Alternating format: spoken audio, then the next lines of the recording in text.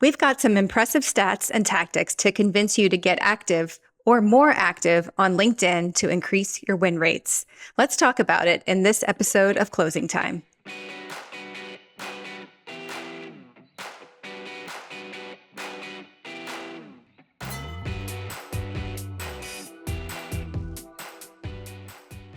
Thanks for tuning into Closing Time, the show for go-to-market leaders. I'm Val Riley, head of content and digital marketing at Insightly CRM, an Unbounce company.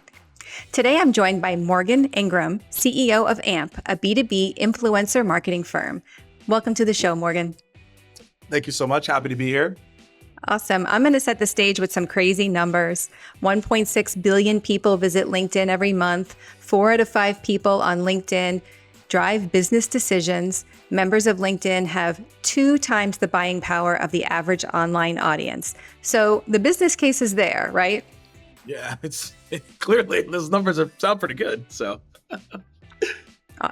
well, you flat out say that LinkedIn's best tool is Sales Navigator. Why is that? And what do you think holds people back from using it? The tool itself, and I've told the LinkedIn team this, so this isn't anything crazy for me to say, but the tool itself, when you enter into the tool, is too complicated. Like when you get in, there's a lot of things going on. So typically for most people, if something is too complicated or there's too many things going on, they won't take the time to learn exactly what's happening. So that's the reason why people don't do it. Or they just stick to 1 or 2 options of the thing that is there. Most people who use a product only use like 20 to 25% of a product and then they stop. So that's the mistake. The advantage of LinkedIn Sales Navigator, the reason I'm a huge proponent of it, is because it gives you access to insights and data in real time that other tools can't. Most people, when they change a job, where do they go first? They go to LinkedIn. When people are posting or they're active, it's the only platform where you actually can see if someone's posted in the past 30 days and actually see if they're legitimately active on the platform. The other social media platforms do not have that access to that. So I feel like it's a disservice if you don't take the time to learn these things because it's a harder market to break the noise in. And SalesNav gives you all the insights to do that appropriately. So LinkedIn itself is free, but SalesNav has a cost. How do you work with reps to justify that cost? Let's say their company isn't going to pay for it. Speed. So if I can find out if someone is following my company, if they viewed my profile, and I can filter it down. And I can also filter it down by when you posted and also when jobs change, I'm going to get to the person faster than you. So if I get to the person faster than you and I can run the opportunity to run the deal, by the time you figured out that they changed jobs, I've already closed the deal. So you're actually losing money. So for me, that's an easy justification for people to be like, if you don't do it, you probably won't be as fast. And if you're not as fast, you won't be in the conversation. And even if you were better, you weren't in the conversation. And so that's the way that I think about it so that I can move faster than everybody else. So like the cost of doing business is what it sounds like is how you perceived LinkedIn Sales Navigator. Yeah, it's all about insights and speed because that's the world that we live in now.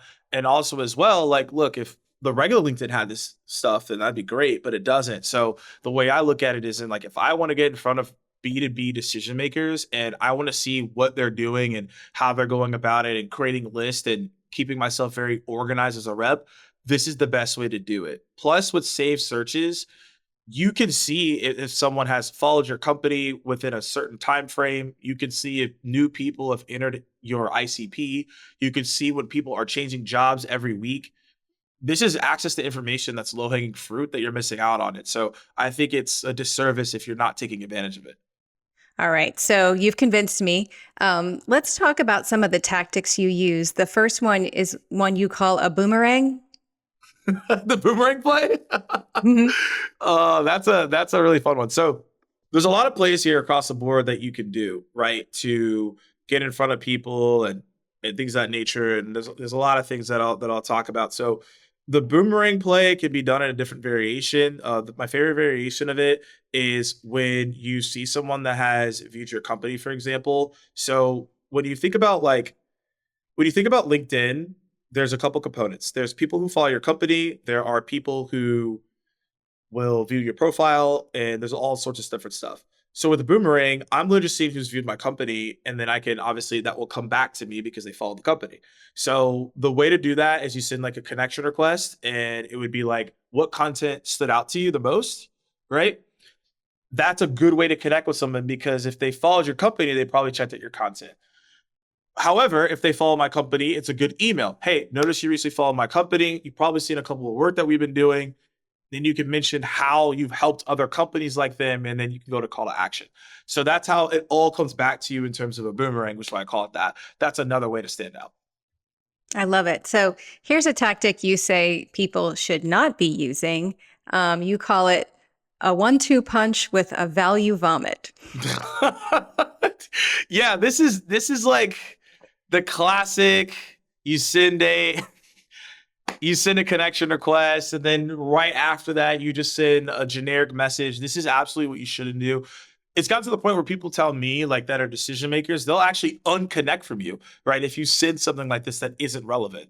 And I don't think anyone here wants to get unconnected from. That's probably not what you're aiming for. But this is happening a lot. And so I encourage people, take the time with your prospecting. If it takes you an extra 50 seconds, an extra 5 minutes, it'll be worth it. And so a lot of people are doing oh, I connected with you, and then they do a value vomit, and then now the person's upset. Yeah, I mean, I get those all the time. And, you genuinely interested in connecting with someone based on their credentials or their qualifications or what they're posting on LinkedIn. And then they hit you with, 4 paragraphs about why, XYZ product is going to be the best thing for me and my company. Right. It just feels a little disingenuous, I guess. Is that what you're picking up on? It's a couple of things. One is you and others have seen the same thing over and over again. So when you see the same thing over and over again and you don't like it, then you don't want to engage with it. So you just ignore it. Two is it also is a disingenuous, but it also comes down to the rep because they're trying to do things at scale. Because everyone's always trying to figure out like, how do I do more of the same? But if you do more of the same that's bad, then you're just doing more bad things. That doesn't really inherently help you. The third thing is it's lack of effort, lack of care. Most people just don't want to spend the time to do the research, to do the thing. So I'd rather click a button and be like, all right, I'm done, than actually do the due diligence to figure out what you should be doing to get in front of certain people or do those things. That's why if I asked you how many prospecting messages have stood out to you, it'd probably be a little amount of them because most people don't take the time to be thoughtful and be prescriptive in the way they go about it. It's a lot easier to push a button and automate and send the same message and hopefully one person's response out of 500 than focusing on 20 people and being thoughtful, knowing you can get a response. Yeah, truth be told, even if it's something that I'm not interested in, I really do appreciate when someone has taken the time to look at my profile or read some of my recent posts and really make a thoughtful outreach to me. It's night and day, really, from like you're saying, just clicking a button. Exactly. And the thing is you could feel that immediately when someone is clicking that button or going, or what we like to call going through the motions. And if you want to do that, that's fine, but you just won't be as successful, especially with AI right now. Like if you think that's going to work long term, it won't because I could literally get an AI to do the same thing. I don't even need to pay someone for that. Right. Mhm. So it's important to be intentional and thoughtful. Those are the people that will win in the long term. So you've mentioned that, and I think you're just in LinkedIn all day, every day, that you've seen a shift in the LinkedIn algorithm with preference being given to content like short form video, collaborative content, and maybe even a little bit of humor. Yeah. This is not because I'm biased and I create a lot of videos and it definitely works in my favor, to be fair, but this is just what's happening. So 7 months ago, 8 months ago, I did like a nano tips course for LinkedIn. And most people don't even know that like nano tips exist through LinkedIn Learning. I didn't know either until they asked me. So because that was happening 7 to 8 months ago, I was like, okay, if they have a nano tips platform and they're trying to tap into top TikTok creators who are actually on the platform, I was like, that means that they're probably going to create a video feed in the near future, and they already have. So with any social platform, this is just overall social media advice. When they roll out something new, you need to triple down on the new feature because they're going to give you more juice for that thing because they're trying to validate their investment. because the investment that they made is probably a good amount of money. So they need to prove that it works and that the user adoption rate is going to be high. So anytime you see a new feature, you should be using it like all the time. So that's why video is going to see an increase, especially short form video, because LinkedIn is trying to prove out the concept of a short form or even long form. We've seen long form work as well. Long form videos work on the platform. You need to be doing it because they're trying to prove it. The second thing is the humor. So it's just looking at the reactions. Like they added a laughing emoji.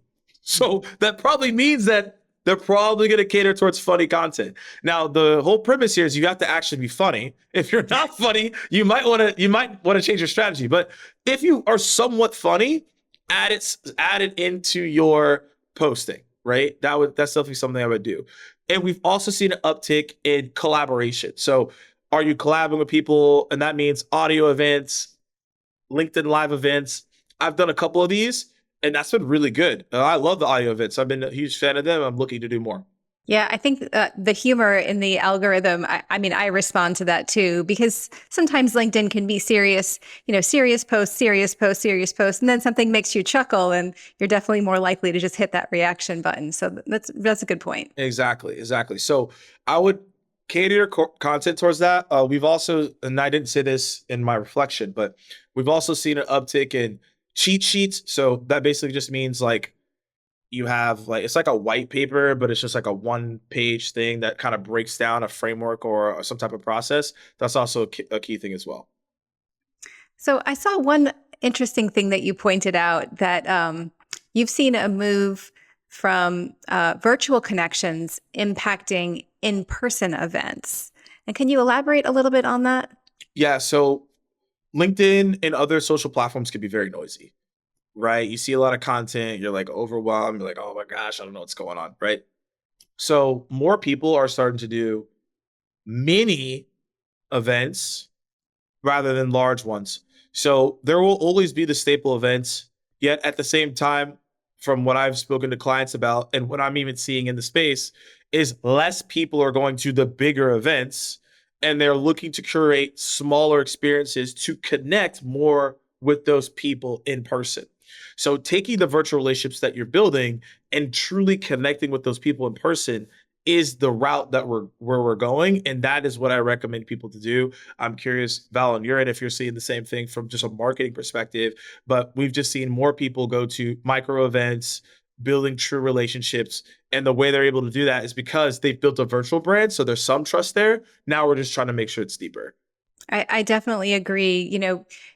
I've been in the event space for a long time, and you go to events and there's 100 booths. Now you're going to events and maybe there's, 10 or 15 tables and there's one small meeting area. And then there's a dining area that everybody can fit in at the same time. It really it's like prioritizing intimate gatherings over those, trade show floors that have 20,000 attendees. Yeah, exactly. And you feel like you're lost in the crowd. And at a micro event with sub 100, 200 people, you could genuinely connect with 60 to 70% of the people on a deep level and feel pretty legit about it. So that's what I tell people there. All right. So we're taking our online connections and moving them offline. Morgan, I love it. Yes. That's the key. And the thing is, it doesn't have to be like an event every single month or dinners. Like you can do that. It could just be, hey, we're going to do 2 micro events in these cities where our clients, our people are, and we truly connect with them, and it will pay dividends for you. Right. Morgan, any last tips on LinkedIn, making LinkedIn work for you? I think the last tip that I'll give is understanding what does LinkedIn working for you mean. And I think most people are getting lost in the noise of what that means. Like there are some people out there, you look at their posts, they get 1,000 likes, 1,000 comments. You're like, oh, I wish that was me. Well, do you? Because their goal could be so different, right? Those people are looking to do cohorts and courses and things of that nature, do one-to-one coaching. There's nothing against that. I'm just saying you need to know what your goal is. Like I know people who get 50 likes, 3 comments, but they're able to source big deals from that because their content's very focused on who they're trying to get in front of. So I just tell people, be mindful of impressions, engagement, etc. Know exactly what you're looking to accomplish on the platform. Your goals aren't the same as other people's, and come in with the intention of what you're looking to do. Is it to build a network? Is it to take people virtually to build deeper relationships in person? Is it to do audio events or whatever it is? But understand what your goal is, and then these tips and tactics we're talking about will correlate to what you're trying to accomplish. That is great advice. Morgan, that's all the time we have for this episode. Where can people find you or your business? I mean, obviously on LinkedIn, right? Yeah. Yeah. After all of this, like, yeah, guys, I don't have LinkedIn. So LinkedIn, Morgan J. Ingram, very simple. If you want to learn more about what we're doing with producing shows with influencers and influencer marketing, that's AMP. And then if you want more sales advice, we have a newsletter called The Commish. Awesome. Hey, appreciate your time. And thanks to all of you for tuning in. Remember, you want to like this video, hit the button for notifications, and subscribe to the channel so you don't miss an episode. We will see you next time.